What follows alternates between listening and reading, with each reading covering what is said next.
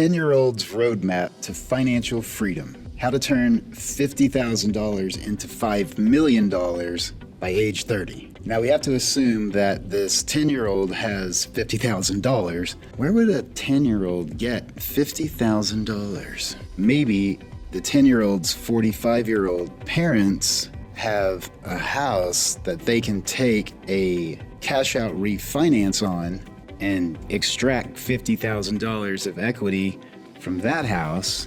Then you would take that $50,000 and buy a $250,000 rent house. So you buy a $250,000 rent house and you put 20% down, which would be $50,000. And this is where you want to start using a P&L to track your expenses. If you don't already have one, I will add mine in the link down below the video. And this is where you'll track all of your expenses and your income off your rent properties. So let's say you pay your property insurance of $1,000 a year and your property taxes are $2,500 a year. Now, the annual growth rate for house values in, let's just say, the Dallas-Fort Worth metropolitan area over the past 20 years is approximately 4.4%. So we use an average annual growth rate for house value as 4.4% each year. I know that over the past few years, properties have been going up 10, even 15% a year.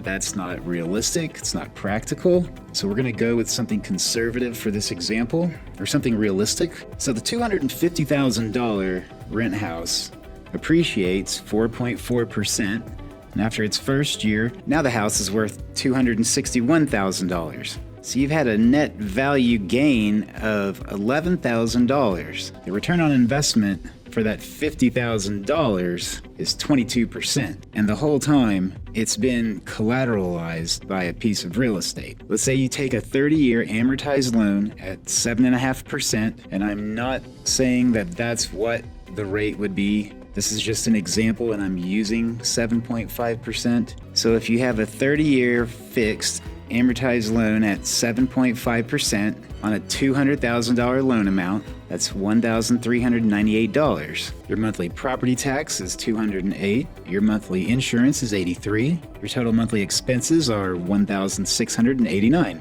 Your monthly rent is $2,642. That is what Google said is a national average for a 3-bedroom, 2-bath house. So we're just using that for the example. You rent the house out for $2,642. So your potential cash flow, minus any repairs or management company if you use one, you've got $953. In this wealth building example, any surplus from the rental will be held in the private vault account. So over 20 years, the balance on the loan will be $119,122. And in 20 years, the value, using 4.4% property value growth, will be worth $601,755. So you have equity in the property of $351,755. If you could save $2,000 each month for 2 years, you'd have another $50,000, and then you can repeat this cycle over and over again. If you do this every 2 years for 20 years, you'll have 10 rent houses. $351,000 in equity for this one house times 10, that's $3.5 million.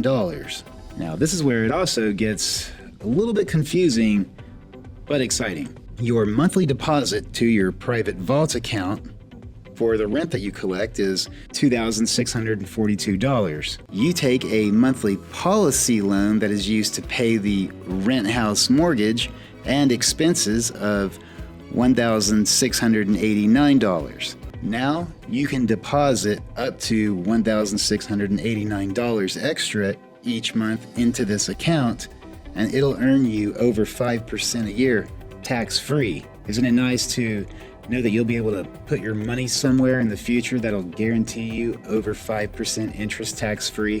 Where else can you find that? Do you think taxes are going to go up or down over the next decade or two? The Social Security system is probably going to crash in about 13 more years. What do you think's going to happen after that? They're going to raise taxes. So all of those people that are keeping their money in the 401k or IRA world, it's going to cost them a lot more money to get their money out of those accounts in the future, most likely. So if you continue this practice of going back and forth between real estate and the private vault accounts, you could end up having as much as $240,000 worth of equity into your life insurance private vault account. You will have deposited about $405,000 into that account over 240 months, but the equity will give you $240,000 extra. So that's 59%